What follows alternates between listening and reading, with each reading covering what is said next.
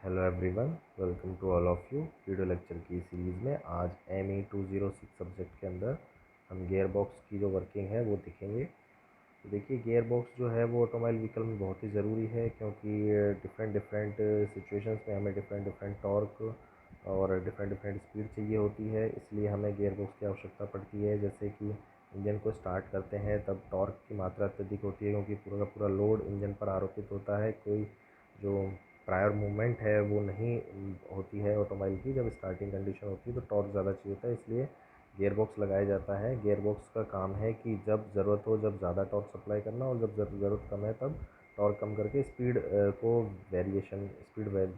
में वेरिएशन करना। तो देखिए क्या क्या काम है गियर बॉक्स ट्रांसमिशन के। To provide high torque at the time of starting, high climbing, accelerating and pulling a load since high tractive effort is needed. It permits engine crankshaft to revolve at high speed while the wheel turns at slower speed. Variable torque by set of gears. Variable speed changing, keeping engine speed within certain limits. Next देखिए, the transmission also provides neutral position so that the engine and the road wheels are disconnected even when the clutch is engaged.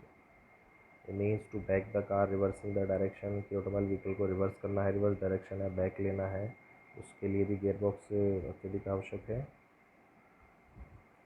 देखिए, transmission की ज़रूरत क्यों पड़ती है। जैसा कि हम पहली बात कर चुके हैं कि हमें डिफरेंट डिफरेंट सिचुएशंस पे डिफरेंट स्पीड और टॉर्क वेरिएशन चाहिए होता है, इसलिए हमें गियर बॉक्स जो ट्रांसमिशन है उसकी ज़रूरत पड़ती है।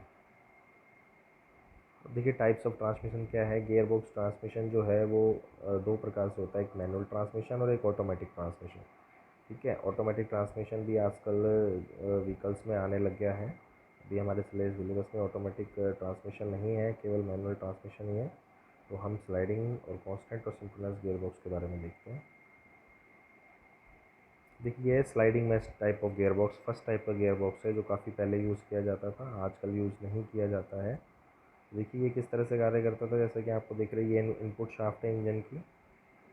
ठीक है, इनपुट शाफ्ट है इंजन की, जहाँ से पावर आ रही है। तो ये क्लच असेंबली है, यानी कि क्लच जब एंगेज हो जाएगा, यहाँ कहीं क्लच है और ये फ्लाई व्हील वाला पार्ट है। आप ये मान के चलिए, इंजन, ये फ्लाई व्हील और ये क्लच जब एंगेज है तो इस गियर पे पावर आ रही है। ये यहाँ से इस गियर के साथ कनेक्टेड है। ये ले शाफ्ट कहलाती है गियर्स की।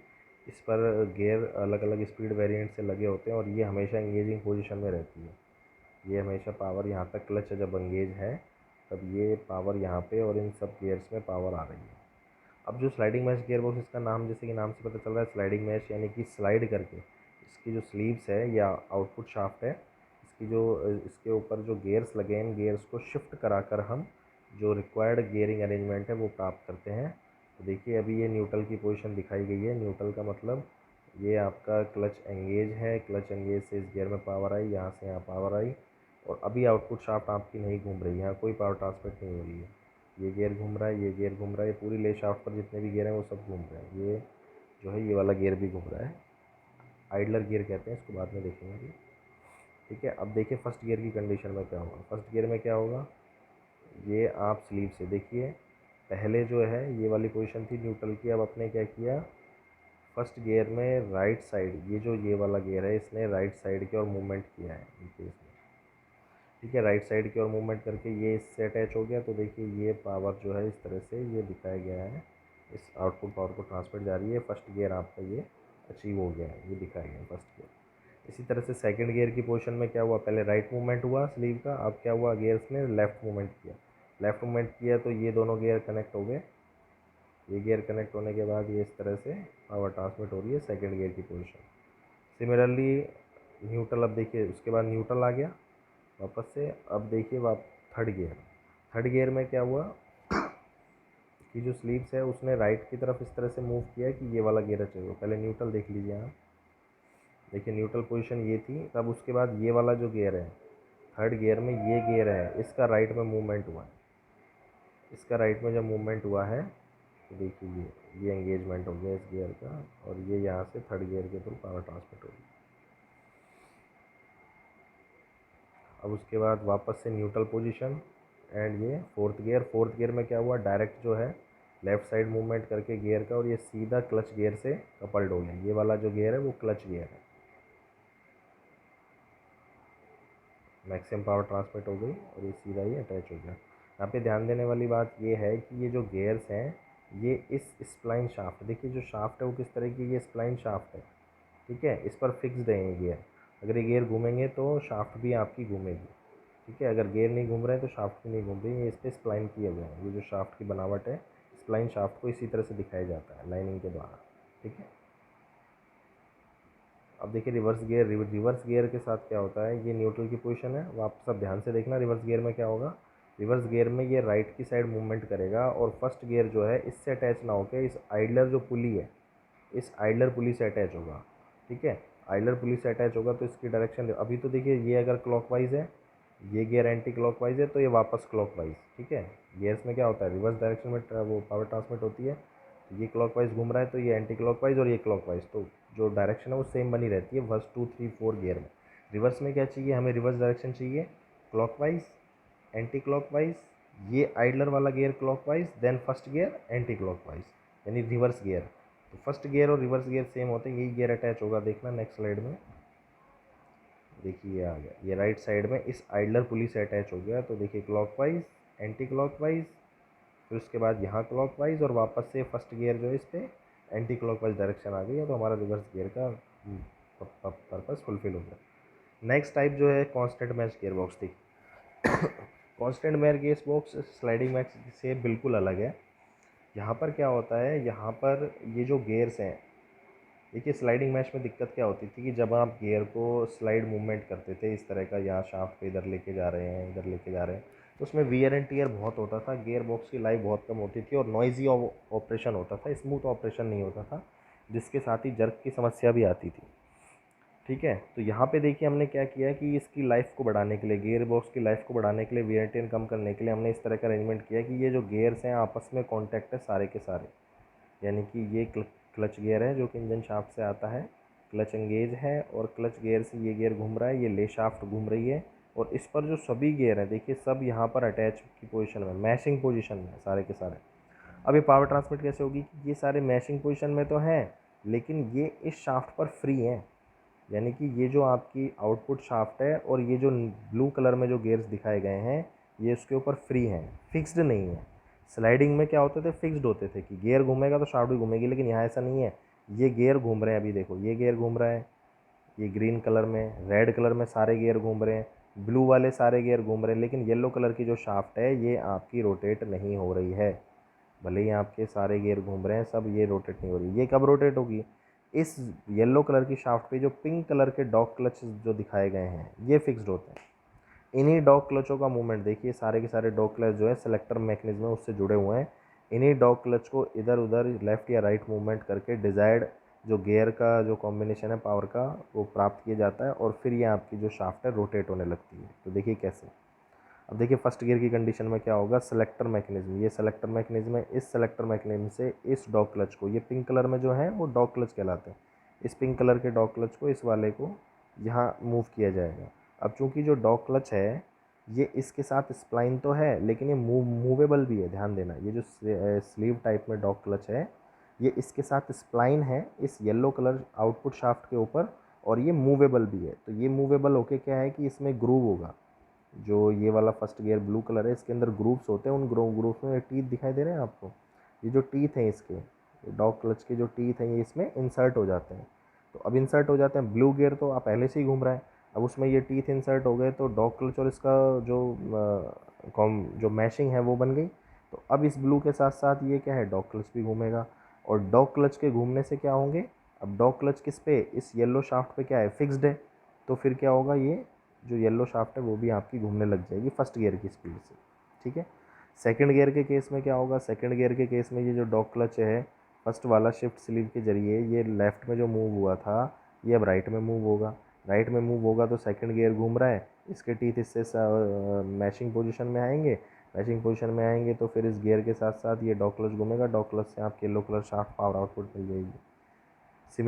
सिमिलरली क्या होगा थर्ड केस में, थर्ड गियर में क्या होगा, ये जो सेकंड वाला डॉग क्लच है ये मूवमेंट करेगा किधर, लेफ़्ट की साइड, और फिर फोर्थ गियर के लिए राइट की साइड मूवमेंट करेगा, ऐसे ही फिफ्थ गियर के लिए ये थर्ड वाला डॉग क्लच इधर मूवमेंट करेगा और रिवर्स गियर के लिए कहाँ मूवमेंट करेगा, राइट में। तो देखिए रिवर्स गियर में क्या होगा, क्लॉकवाइज, एंटी क्लॉकवाइज, फिर देखिए आइडलर पुली है बीच में, फिर ये क्लॉकवाइज डायरेक्शन और ये एंटी क्लॉकवाइज डायरेक्शन, तो आपको एंटी क्लॉकवाइज डायरेक्शन मिल जाएगी। तो ये कांस्टेंट मैश गियर बॉक्स है।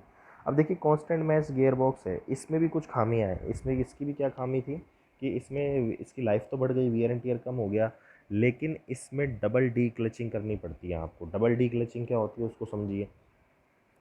देखिए जब आप हायर गियर पे हो, मान लीजिए आप फोर्थ गियर पे हो, आप फोर्थ गियर जो और ये वाला डॉग क्लच है इसके साथ एंगेज है फोर्थ गियर को, और फोर्थ गियर से आपको सेकंड गियर पे आना है, ठीक है। फोर्थ गियर से जब आप सेकंड गियर पे आएंगे तो अभी क्या है, आजकल जो है वो सिंक्रोनस मैच गियर बॉक्स है, इसके नेक्स्ट टाइप है उसको पढ़ेंगे अपन अभी। तो सिंक्रोनस मैच गियर में क्या करते हैं, आप फोर गियर से टू गियर पे सीधे आ जाते हो डायरेक्ट, लेकिन कांस्टेंट मैच गियर बॉक्स जब यूज़ किए जाते थे तब ऐसा नहीं होता था।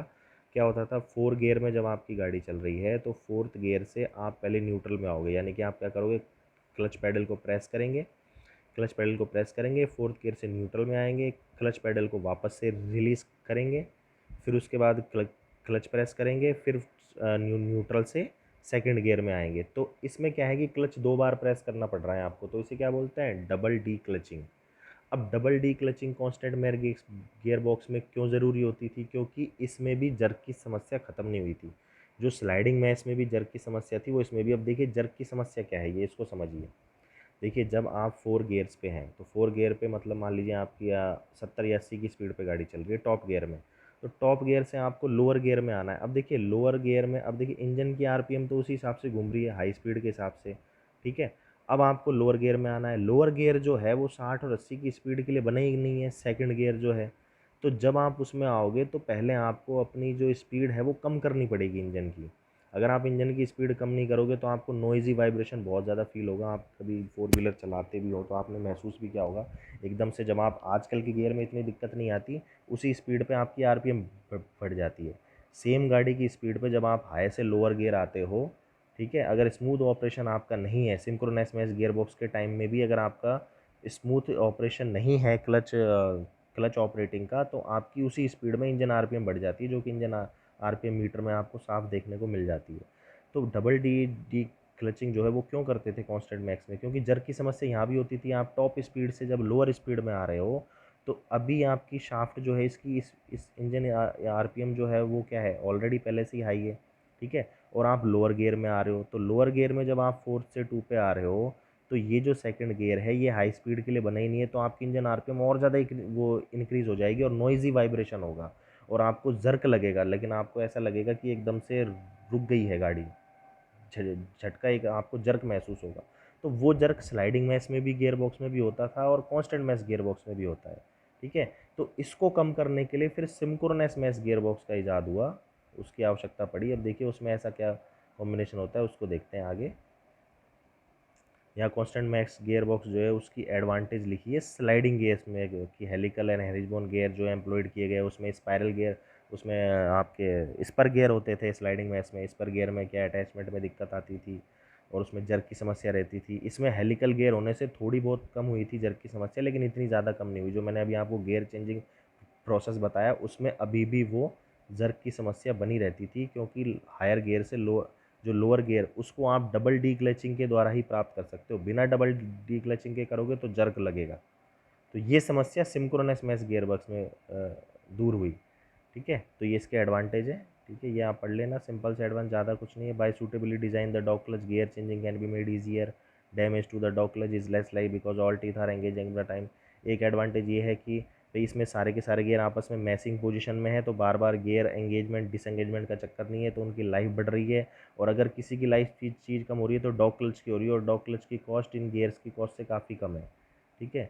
ये इसमें समझाया गया है, तो बाकी सिंपल है। अब आते हैं अपन सिंक्रोनाइज मैच गियर बॉक्स की। सिंक्रोनाइज मैच गियर बॉक्स जो है वो क्यों यूज़ किए गए, देखो if car is moving, if the car is moving output shaft is always turning because ultimately is connected two wheels. The lay shaft is usually connected to engine but is free spinning once the clutch has been operated. Because the gear are meshed all the time, synchronize brings the lay shaft to the right speed to the dog gear to mesh. देखिए ये constant gear box जो mesh gear box उसमें नहीं था।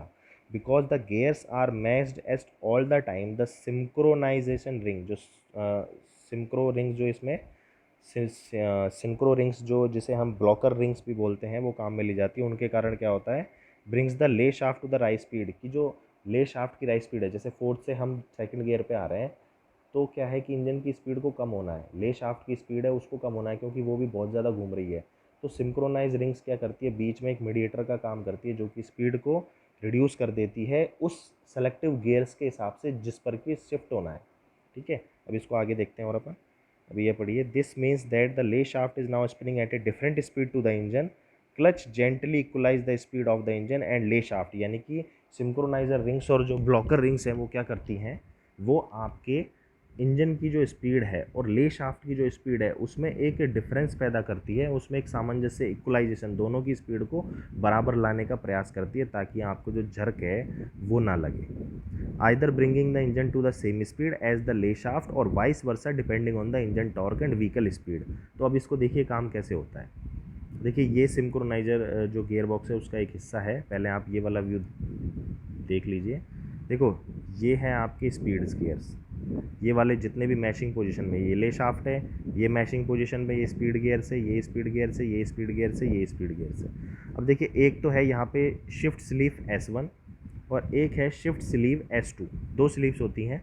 देखिए अब देखिए sleeves के यहाँ पर इस एरिया में ध्यान दीजिए आप, यहाँ पे देखिए आपको कोनिकल शेप दिख रही होगी। ठीक है, उससे पहले आप ये देख लीजिए K2 और K1, ये K1 और K2 क्या है, ये सिंक्रोनेस ब्लॉकर रिंग्स है, इन्हें सिंक्रो रिंग्स भी बोलते हैं, सिंक्रोमैश ब्लॉकर रिंग्स भी बोला जाता है। तो देखिए ये जो मैंने सर्कल मार्क किया है और इधर भी जो मार्क किया है, इसमें देखिए ये एक कोन फेस है जो शिफ्ट स्लीव है, ये जो शिफ्ट स्लीव्स हैं इनका जो सरफेस है ये कोनिकल सरफेस है, और जो ब्लॉकर रिंग्स हैं वो भी कुछ हद तक कोनिकल है, परफेक्ट कोनिकल दोनों का सेम नहीं है, लेकिन ये भी कोन फेस में है और ये भी कोन फेस में है, दोनों ब्लॉकर रिंग्स और शिफ्ट स्लीव्स। तो देखिए ये जो एंगेजमेंट होता है इनका, ये एक परफेक्ट एंगेजमेंट बनाता है बीच में।